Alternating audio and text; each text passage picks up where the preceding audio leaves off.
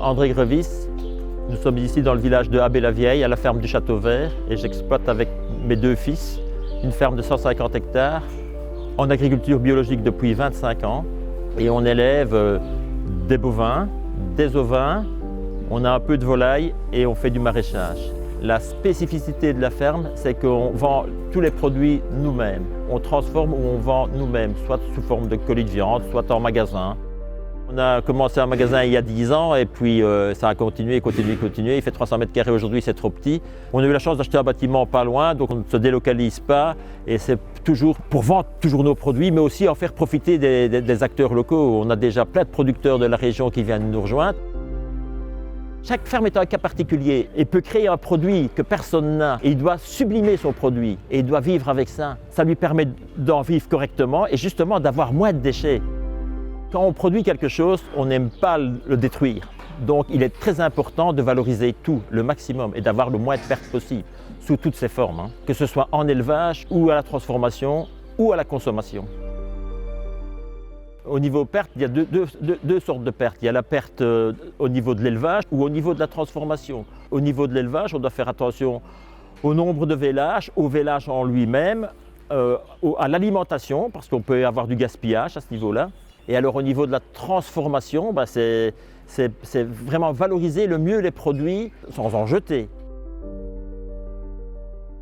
Au niveau du vélage d'ici, on a une race rustique. On sait qu'on va avoir 2 ou 3% de mortalité à la naissance. Ça, c'est un choix. C'est vraiment un choix, on laisse faire la nature.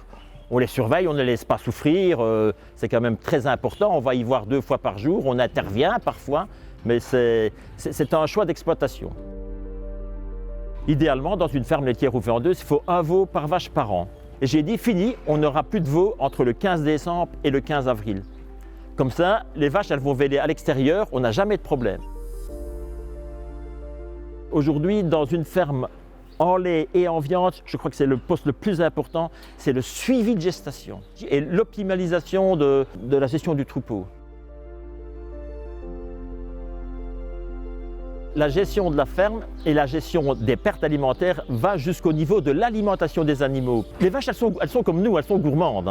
Et parfois, elles n'ont pas besoin de devenir obèses non plus. Donc, c'est les tenir dans un état de forme optimum pour la production ou de lait ou de viande.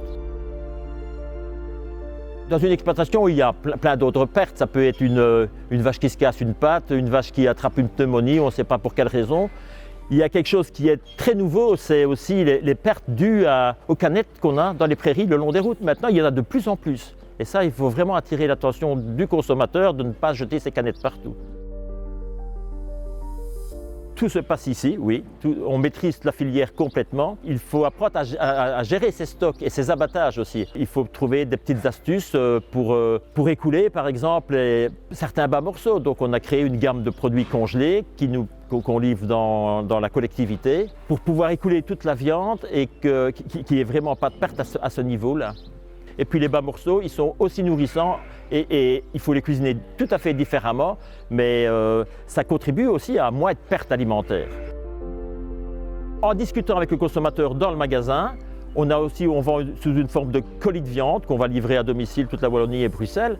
Et on met un panel de tous les morceaux, on ne laisse pas le choix, on laisse le choix du grammage, parce qu'une famille, qu'on soit 2, 4 ou 10 dans la famille, le grammage est différent, mais on oblige tout le monde à prendre de tous les morceaux.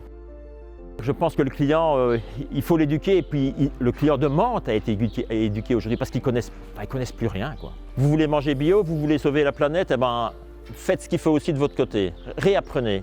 Et dans 99% des cas, j'y suis arrivé. Je ne veux pas qu'on jette de la viande. Ça a coûté trop cher pour le faire, ça demandait trop d'investissement. C'est 3 ans, ça a pris 3 ans, nous autres, au minimum, pour avoir un abattage, quoi. Donc c'est vraiment un travail de longue haleine. Donc ça, je suis vraiment très sensible. Je crois que c'est vraiment bien d'en parler et d'attirer le consommateur et les producteurs et les transformateurs sur le sujet. Je crois que c'est hyper important. Ça fait partie de la globalité de l'alimentation, de la biodiversité, de la planète et tout et tout.